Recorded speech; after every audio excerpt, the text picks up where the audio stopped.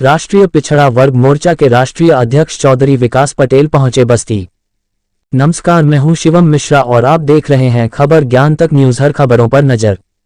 Breaking news. Basti UP. राष्ट्रीय पिछड़ा वर्ग मोर्चा के राष्ट्रीय अध्यक्ष चौधरी विकास पटेल पहुंचे बस्ती।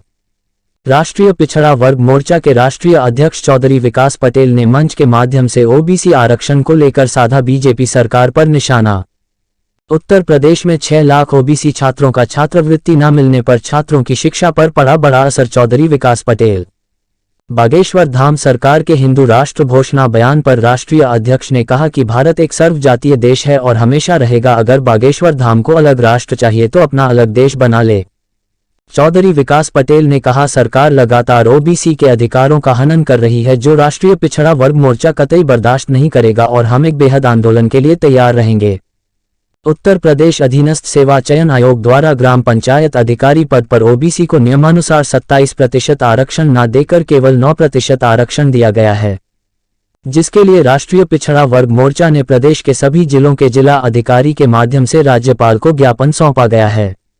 चौधरी विकास पटेल ने कहा, अगर नियमानुसार आरक्षण नहीं मिलेगा तो राष्ट्रीय पिछड़ा वर्ग मोर्चा एक बेहद आंदोलन के लिए बाध्य होगा, जिसकी संपूर्ण जिम्मेदारी राज्य व केंद्र सरकार की होगी।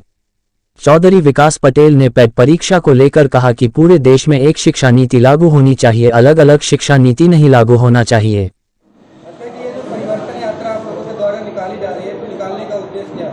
निकालने का उद्देश्य ये है कि देश में आज़ादी को 75 साल हो गए हैं।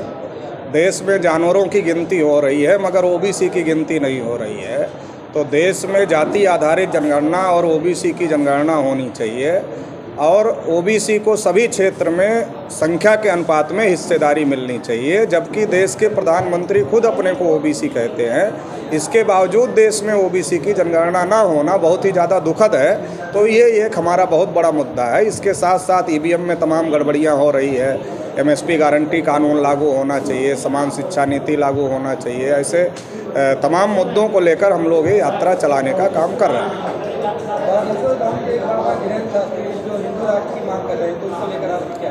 नहीं, मेरा ये कहना है कि संविधान निर्माताओं ने इस देश को सेकुलर राष्ट्र बनाया है, तो यह देश सेकुलर राष्ट्र ही रहना चाहिए। और देश में जो ये हिंदू और मुसलमान का मुद्दा खड़ा किया जा रहा है, ये ओबीसी को उनके हक अधिकार से डाइवर्ट करने के लिए खड़ा किया जा रहा है, ताकि 52% ओबीसी का हिस्सा जो 3.5% ब्राह्मणों ने खाया हुआ है उसको वो लोग अपने पास रख सकें और ओबीसी अपने हक अधिकार के लिए जागृत ना हो। उसको हिंदू मुसलमान की लड़ाई में फंसा करके रखा जाए और इसका सबसे ज़्यादा नुकसान 75 साल से ओबीसी समाज के लोग भुगत रहे हैं। इसलिए अब हम लोगों ने तय किया है कि अब देश में हिंदू मुसलमान की कोई लड़ाई नहीं होगी। देश में ओबीसी की गिनती और संख्या के अनुपात में हिस्सेदारी की लड़ाई लड़ी जाएगी। जंतर मंतर पर कुछ खिलाड़ी धरने पर बैठे हुए थे, उन्हें जबरन हटाया गया, तो उनको लेकर देश के अंदर अगर वही जो धारा किसी दूसरे आदमी के ऊपर लगी होती, आम आदमी के ऊपर लगी होती, तो उसको पुलिस कब का अरेस्ट कर लिया होता।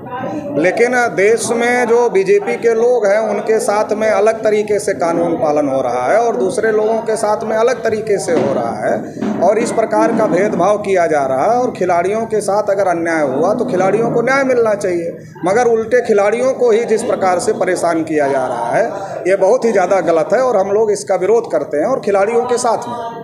देश आज़ाद हुए लगभग 75 वर्ष हो गए, लेकिन ऐसा कौन सा कारण है कि लोगों को अपनी मांगों के लिए अभी तक करना पड़ता है? देश आज़ाद हुए 75 साल हो गए, मगर देश जिन लोगों के हाथ में गया वो लोग ईमानदारी से जो संविधान है उसको लागू नहीं कर रहे हैं और इसकी वजह से ये स्थिति बनी हुई है। अगर संविधान को ईमानदारी से लागू कर दिया जाए तो देश में सबके साथ में न्याय हो जाएगा और फिर इस प्रकार की स्थिति नहीं पैदा होगी। जो खिलाड़ी धरने पर बैठे हुए, क्या लगता है इससे 2024 पर प्रभाव पड़ेगा? देखिए, 2024 पे फर्क तो हर मुद्दे का पड़ेगा, चूँकि देश की जनता देख रही है कि देश में क्या क्या भारतीय जनता पार्टी और आरएसएस के लोग कर रहे हैं। मगर 2024 में फर्क पड़ेगा नहीं पड़ेगा, इससे बड़ा मुद्दा है कि खिलाड़ियों के साथ में न्याय होना चाहिए।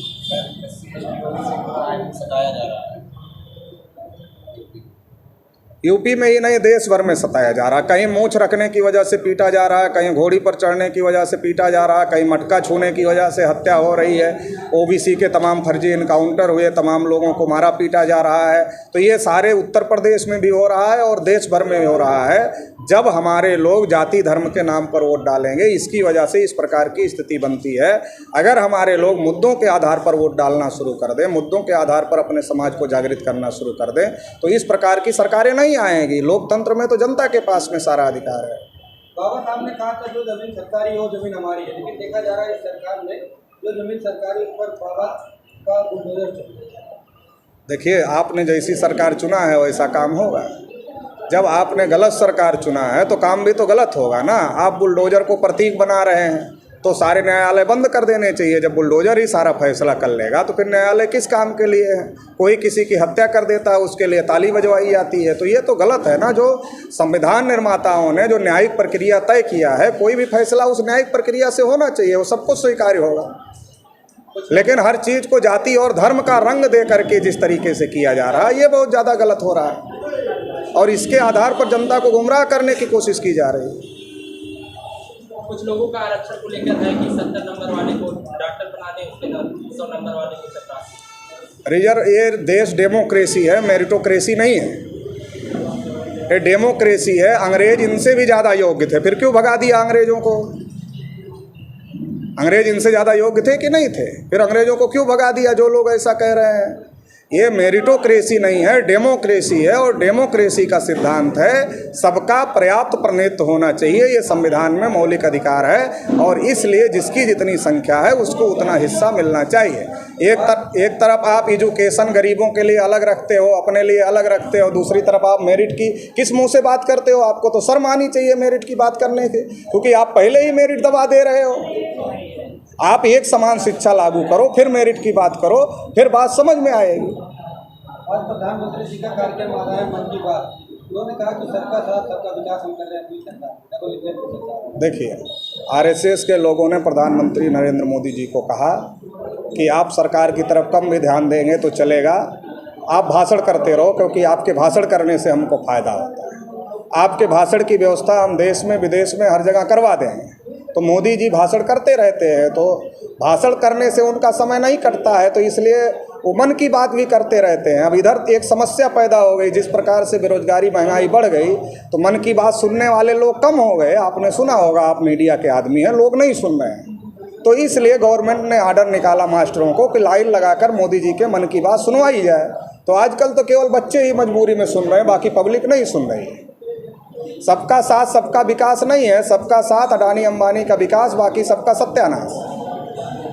ओबीसी छात्रों का छात्रवृत्ति नहीं आया है, क्या उनकी शिक्षा पे प्रभाव पड़ेगा? निश्चित रूप से पड़ेगा। हम तो उसके लिए आंदोलन कर रहे हैं। अभी कल भी हमारा आंदोलन था उसको लेकर के, परसों हम उसको लेकर के आंदोलन कर रहे हैं। 6 लाख बच्चों की नहीं आई है, केवल 1-2 की नहीं है। बीजेपी का सबसे ज़्यादा वोटर तो ओबीसी समाज है। हिंदू के नाम पर ओबीसी को वोट बैंक के रूप में इस्तेमाल कर रहे हैं आरएसएस बीजेपी के लोग, और ओबीसी की किसी भी समस्या का समाधान नहीं कर रहे हैं, तो बहुत ज़्यादा गलत है। ये जो पेट परीक्षा निर्धारित की गई है, इससे ओबीसी के छात्र कुछ छात्र परीक्षा दे ही नहीं पाते हैं और हर साल इसको आयोजित किया जाता है। इसमें जब देश में एक प्रकार की शिक्षा नीति नहीं है तो इससे तो इस प्रकार की प्रॉब्लम तो आनी है ना। एक कोई अच्छे स्कूल में पढ़ रहा है, कोई ऐसे स्कूल में पढ़ रहा है जहाँ खिचड़ी के अलावा कोई व्यवस्था नहीं है, तो इस प्रकार की समस्या नहीं आएगी। जब देश में एक समान शिक्षा नीति लागू किया जाए, डीएम एसपी कलेक्टर नेता अभिनेता किसान मजदूर सबके बच्चे एक जैसे स्कूल में पढ़ें, तो सबको समझ में आएगा कौन सी परीक्षा होगी, कौन सा पेपर आएगा। अब किसी को कुछ पता ही नहीं कौन सी परीक्षा होगी, कौन सा पेपर आएगा, और किसी को सब कुछ पहले ही पता है। तो इस प्रकार की जो असमानता पैदा की गई जानबूझकर, इस देश के जो शोषित वंचित लोग हैं उनको एजुकेशन का राइट ना मिले, इसलिए इस प्रकार की, चूँकि बाबा साहब ने दे दिया, इनके पूर्वजों ने तो दिया नहीं था, तो इसलिए आज भी ये षड्यंत्र करके उसको रोकने का काम कर रहे हैं।